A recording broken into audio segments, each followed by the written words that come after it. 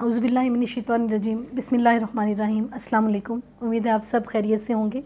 پچھلے لیکچر میں ہم نے سورہ بقرہ کی آیت نمبر 274 تک ختم کیا۔ آج ہم آیت نمبر 275 سے شروع کریں گے بات کو، لیکن یہ دونوں انٹر لنکڈ ہیں۔ آیت نمبر 274 میں یہ بتایا گیا ہے کہ اپنے مال کو اللہ کی رضا کے لیے خرچ کیا جائے۔ اب یہ دو نظام چل رہے ہیں کہ مال کو خرچ کرنے کے دو طریقے ہیں، ایک تو رحمانی نظام ہے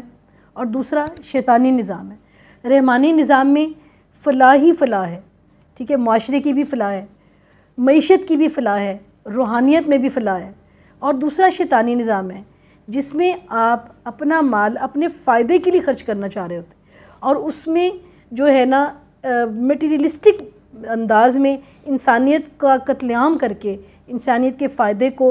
پس پشت ڈال کے آپ جو ہے نا ذاتی فائدے کے لیے کر رہے ہوتے ہیں۔ یعنی ایک میں آپ رحم کر رہے ہوتے ہیں، لوگوں کے مسائل حل کر رہے ہوتے ہیں، اور دوسرے میں کیا ہے، آپ ظلم کر رہے ہوتے ہیں اور صرف اپنا فائدہ چاہ رہے ہوتے ہیں۔ تو اس میں کیا ہوتا ہے جی، سود کا نظام۔ سود خور لوگ، آیت نمبر 275، سود خور لوگ نہ کھڑے ہوں گے مگر اس طرح جس طرح وہ کھڑا ہوتا ہے جسے شیطان چھو کر خپتی بنا دے۔ ٹھیک ہے جی، آیت نمبر 274 میں تو کہا گیا ہے کہ جو رحمانی نظام پر مال کو خرچ کرتے ہیں انہیں نہ خوف ہوگا نہ غم، یعنی ان کو ایک روحانی تسکین ہوگی، ٹھیک ہے، ان کو مال کے خرچ کر دینے کا کوئی افسوس نہیں ہوگا، کوئی خوف نہیں ہوگا کہ مال ختم ہو گیا۔ تو تینوں فیکٹرز ان کی فیور میں ہوں گے، معاشرتی بھی کہ لوگوں سے محبت ملے گی، اور پھر معاشی بھی کہ لوگوں میں غربت نہیں پھیلے گی۔ کہ جب آپ سود لیتے ہیں،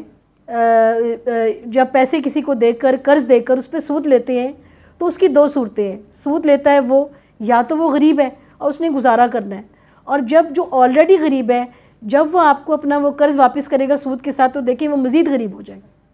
ٹھیک ہے جی، معاشرے میں کیا پھیلے گی، جو ہے نا ظلم، ناانصافی، افسوس، پریشانی، ڈپریشن، اور پھر یہ کہ دو کلاسز کے امیر امیر تر ہوتا جا رہا ہے، غریب غریب تر ہوتا جا رہا ہے۔ اور پھر جو ہے کیا ہوگا، سود دوسری کوئی چیز جس پہ آپ لیتے ہیں وہ ہے کسی تجارتی کاموں کے لیے کہ آپ قرض لیتے ہیں اور ایک بزنس کرتے ہیں، ٹھیک ہے جی، اس پہ اگر انٹرسٹ ہوگا، سود ہوگا، تو اس کے کیا ہیں، دو ایسپیکٹس ہوں گے۔ ہو سکتا ہے کہ وہ تجارت اتنی ملٹیپلز میں ہو کہ سود کو ادا کرنا آسان ہو، اور یہ بھی ہو سکتا ہے کہ وہ کاروبار جو ہے وہ اتنے نقصان میں چلا جائے کہ اصل سرمایہ ہی واپس کرنا مشکل ہو جائے، سود تو الگ بات ہے۔ ایسی صورت میں وہ کاروبار کرنے والے سود کی وجہ سے مزید نیچے جائیں گے، یا پھر یہ کہ مزید مشکلات میں آ جائیں گے، یا پھر یہ کہ ہو سکتا ہے ان کے پاس صرف اتنی سیونگ ہو کہ وہ ان کا حق بنتا ہو، وہ تو صرف اور صرف سود ہی ادا کرتے رہیں گے، یعنی محنت کوئی کر رہا ہے اور اس جو ہے نا اضافی کمائی کوئی اور کھا رہا ہے۔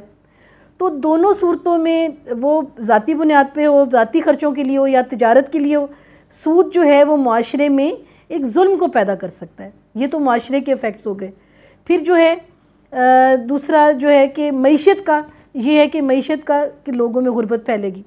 تو معیشت کی معاملات سارے ڈسٹرب ہو جائیں گے۔ روحانی معاملات یہ ہے کہ جب آپ کو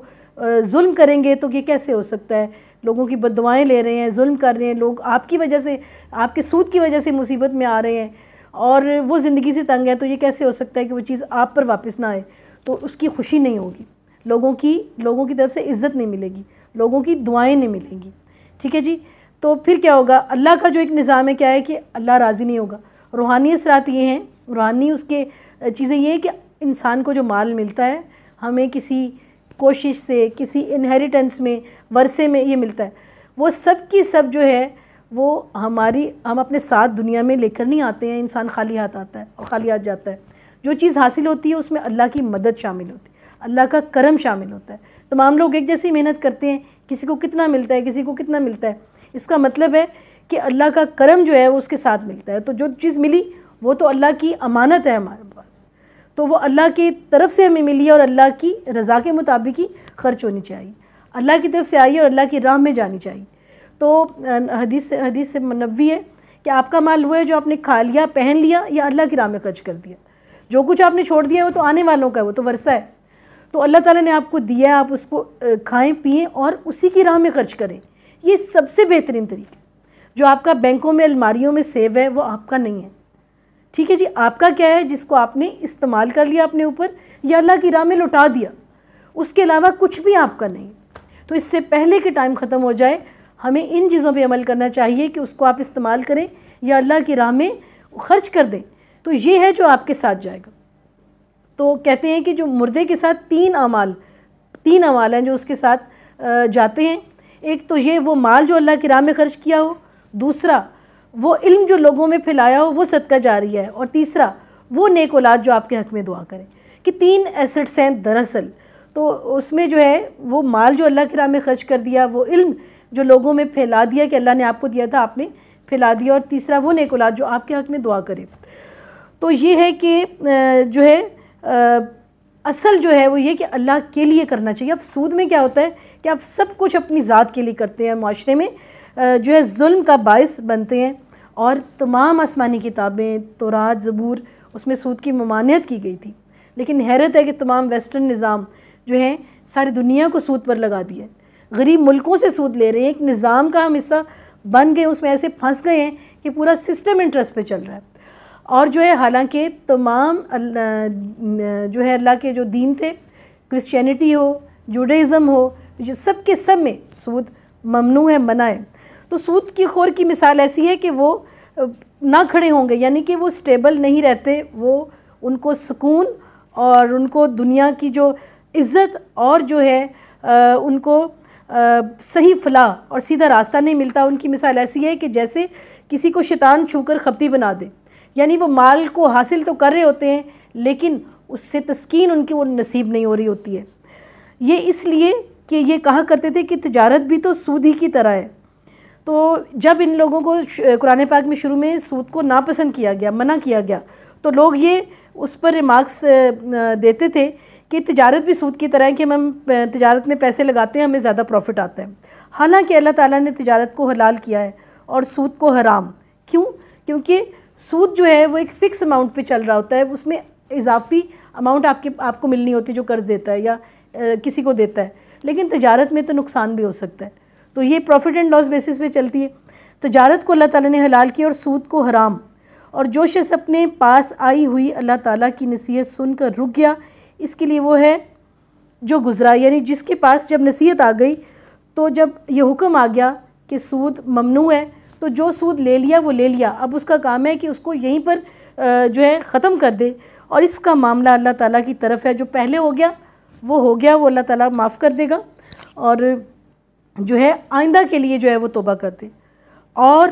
جو پھر دوبارہ حرام کی طرف لوٹا وہ جہنمی ہے، ایسے لوگ ہمیشہ اس میں رہیں گے۔ یعنی اللہ تعالیٰ نے جب سود کو حرام کر دیا، اس کے باوجود بھی جو لوگوں کو قرض دے کر اس سے اضافی سود لیتے ہیں، انہوں نے وہ سود لینا نہ چھوڑا، تو جو ہے اس کے لیے اللہ تعالیٰ نے جہنم کا اعلان کیا ہے، اور جس میں رہیں گے اللہ تعالیٰ اس کو معاف نہیں کرے گا۔ تو یہ وہ سود ہے جو اگر ہم انفرادی طور پہ اس میں آتے ہیں کہ پیسے دے کر اس پہ لیتے ہیں، لیکن جو ہمارا ایک سسٹم چل رہا ہے، پورا ملک، پورا بینکنگ سسٹم ایک انٹرسٹ پہ چل رہا ہے،